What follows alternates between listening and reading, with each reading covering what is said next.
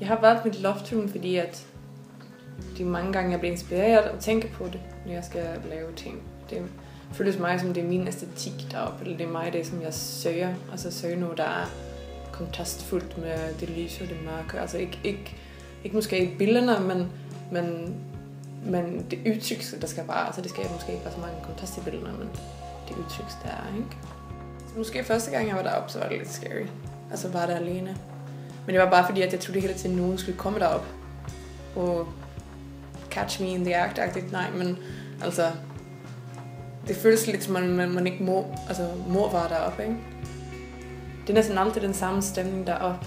Altså, det kan være en regnig dag som i dag, en gråvejrsdag.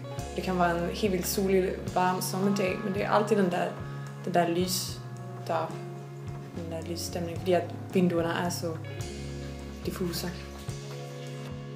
Altså, det inspirerer mig, fordi at det føles lidt glemt og hemmeligt. Altså, det er ikke nogen, der har gjort noget ved det, siden det her huset blev bygget. Det var bare 1800-tallet engang. Så er også lyset. Som sagt, det er meget blødt. Og meget, altså det er lukket af. Det er mørkt. Rigtig mørkt hvis stedet, og sådan så det er blødt lys, der kommer ind.